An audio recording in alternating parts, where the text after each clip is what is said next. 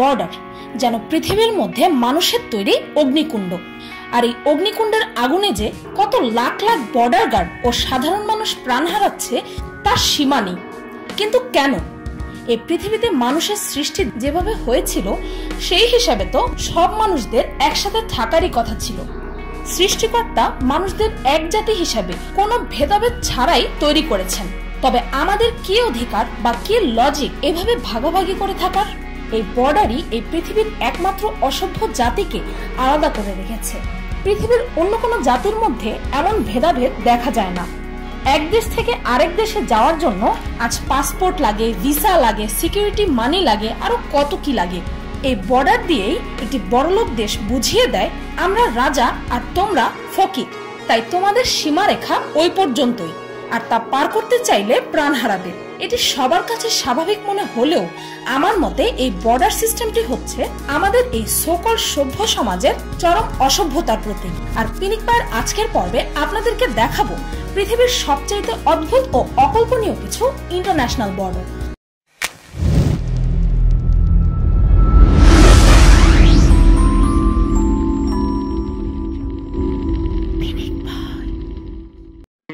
Belgium Netherland border.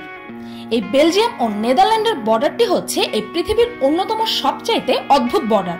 আমরা তো জানি বর্ডার মানে কড়া গার্ডিং, খুন খারাবা, কিন্তু এই দুই দেশের বর্ডারটি দেখলে অনেকেরই হাসি পেয়ে যাবে, কেননা এই বর্ডারটি কয়েকটি বাড়ি ও রেস্টুরেন্টের মাঝখান দিয়ে গেছে।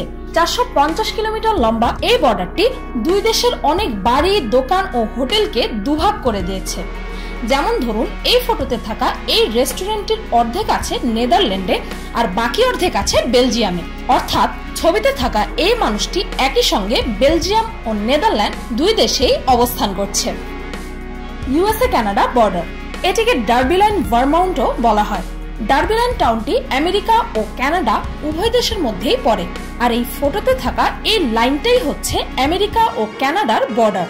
পৃথিবীর সবচেয়ে লম্বা এই বর্ডারটি অত্যন্ত উদ্ভট বটে। জানলে অবাক হবেন এখানকার কয়েকটা বাড়ি এমন ভাবে অবস্থান করছে যেখানে ঘরের মধ্যে খাবার তৈরি হয় আমেরিকায় আর সেই খাবার খাওয়া হয় কানাডায় বসে। এখানকার একটি টাউন হল আমেরিকা কানাডা বর্ডারের একেবারে মাঝখান বরাবর আছে। এই হলের স্টেজে যদি কেউ পারফর্ম করে তবে সে কানাডায় দাঁড়িয়ে পারফর্ম করছে, আর যদি সেই হলের অডিয়েন্স সিটে বসে কেউ শো দেখে তবে তার অর্থ হচ্ছে সে ইউএসএ তে বসে সরাসরি কানাডাকে দেখতে পাচ্ছে, তাও আবার টেকনোলজির কোনো ব্যবহার ছাড়াই। তাছাড়াও এই টাউন হলের দুইটা মেইলিং অ্যাড্রেস আছে, একটা আমেরিকাবাসীর জন্য আর একটি কানাডাবাসীর জন্য। দ্য ডায়মেডিস, ডায়মেডি নামে দুইটি আইল্যান্ড আছে, একটি ছোট আর একটি বড়। ছোট ডায়মেডি আইল্যান্ডটি হচ্ছে আমেরিকার একটি শহর যার জনসংখ্যা প্রায় 146 জনের কাছাকাছি, কিন্তু বড় ডায়মেডি আইল্যান্ডটি রাশিয়ার দখলে আছে আর সেই আইল্যান্ডটিতে কেউ বসবাস করে না। এই দুটি আইল্যান্ডের দূরত্ব হচ্ছে মাত্র 4 কিলোমিটার, অথচ এটি ইন্টারন্যাশনাল ডেলাইন দ্বারা আমেরিকা ও রাশিয়াকে বিভক্ত করেছে, যার ফলে একে অন্যের থেকে মাত্র 4 কিলোমিটার দূরে থাকা সত্ত্বেও দুটি আইল্যান্ডের টাইম জোন ভিন্ন ভিন্ন। অর্থাৎ যদি আপনি আমেরিকার ডায়মেডি দ্বীপপুঞ্জে সকাল 11টায় থাকেন আর সেখান থেকে 4 কিলোমিটার দূরে রাশিয়ার ডায়মেডি দ্বীপে তখনই দ্রুত চলে যান, তাহলে তখন সেখানে সময় হবে বুধবার সকাল 8টা। অদ্ভুত তাই না? আবার আপনি যদি সশরীরে সেখানে না গিয়ে ছোট সেই দ্বীপটিকে বড় ডায়মেডিস দ্বীপ থেকে টেলিস্কোপ দিয়ে দেখেন, আর তখন যদি সেখানে রবিবার দুপুর 1টা হয়, তাহলে 4 কিলোমিটার দূরে যে দ্বীপটি আপনি দেখছেন সেখানে হবে সোমবার সকাল 10টা। অর্থাৎ বলা চলে যে আপনি ভবিষ্যৎ দেখতে পাচ্ছেন। দ্য ফোর কর্নার মনিউমেন্ট, অত্যন্ত অদ্ভুত এই বর্ডারটি যদিও একটি ইন্টারন্যাশনাল বর্ডার নয়, কিন্তু এই বর্ডারটি আমার এই অদ্ভুত বর্ডারের লিস্টে না থাকলেই নয়। উদ্ভট এই বর্ডারটি ইউনাইটেড স্টেটস অফ আমেরিকাতে অবস্থিত। এখানে আমেরিকার 4টি রাজ্যের বর্ডার একসাথে মিলিত হয়েছে। এই মনিউমেন্টে আসলে শুধুমাত্র এক পা এগিয়ে আপনি নিউ মেক্সিকো থেকে কলোরাডো, কলোরাডো থেকে উটা থেকে অ্যারিজোনা ও অ্যারিজোনা থেকে নিউ মেক্সিকোতে সেকেন্ডেই পৌঁছে যাবেন। আবার এই ছবিতে থাকা মানুষটির মতো দাঁড়ালে আপনি একই সঙ্গে একই সময়ে আমেরিকার 4টি রাজ্যে থাকতে পারবেন। 4 রাজ্যের বর্ডার একসাথে হওয়ার ফলে এখানে কোনো ইলেকট্রিসিটি, টেলিফোন বা পানীয় জলের ব্যবস্থা নেই। তবুও উদ্ভট এই বর্ডারটি প্রতিদিন দেশ বিদেশের লাখ লাখ পর্যটকের আকর্ষণের কেন্দ্র হয়ে দাঁড়ায়। আর্জেন্টিনা, ব্রাজিল, প্যারাগুয়ে বর্ডার, এই বর্ডারটি এমন এক বর্ডার যেটিকে মানুষের তৈরি নয় বরং প্রকৃতির তৈরি বর্ডার বলা যেতে পারে। এই ছবিটিতে এটি হচ্ছে পারানা নদী এবং এটি ইগুয়াজু নদী। আর এই নদীগুলোর মোহনার তিন পাশে অবস্থিত তিনটি দেশ, প্যারাগুয়ে, আর্জেন্টিনা আর ব্রাজিল। অর্থাৎ আপনি যে কোনো এক জায়গায় দাঁড়িয়ে তিনটি দেশ একসাথে দেখতে পারবেন। Germany Netherland border. এই রুমের মেঝেতে যে লাইনটা আপনারা দেখতে পাচ্ছেন সেটা একটা ইন্টারন্যাশনাল বর্ডার। শুনতে অত্যন্ত অদ্ভুত মনে হলেও এই বর্ডারটি জার্মানি ও নেদারল্যান্ডকে আলাদা করে। রুমের মধ্যে এই লাইনটার এক পাশে একটি জার্মান মেইল বক্স এবং একটি পুলিশ বসে, আর লাইনের অন্যদিকে নেদারল্যান্ডের একটি মেইল বক্স এবং একজন ডাচ পুলিশ বসে। সর্বশেষে রয়েছে ভারত বাংলাদেশ বর্ডার।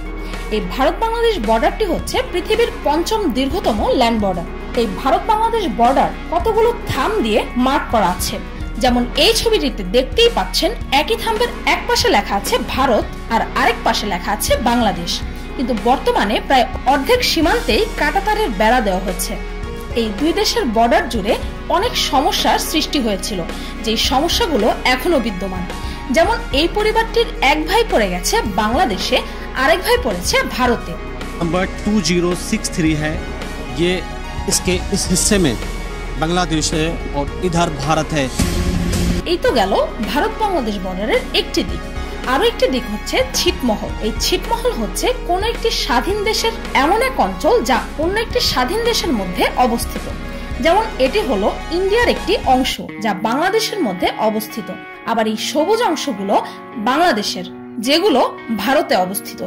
আর এখানেই ছিল পৃথিবীর একমাত্র থার্ড অর্ডার ছিটমহল, অর্থাৎ ভারতের একটা অঞ্চল যাকে ঘিরে আছে বাংলাদেশের ছিটমহল, যার বাইরে রয়েছে ভারতের অংশ, আবার তার চারিদিকে রয়েছে বাংলাদেশের ভূখণ্ড, আবার তাকে ঘিরে রয়েছে ভারতের ভূখণ্ড। সত্যি মাথা নষ্ট।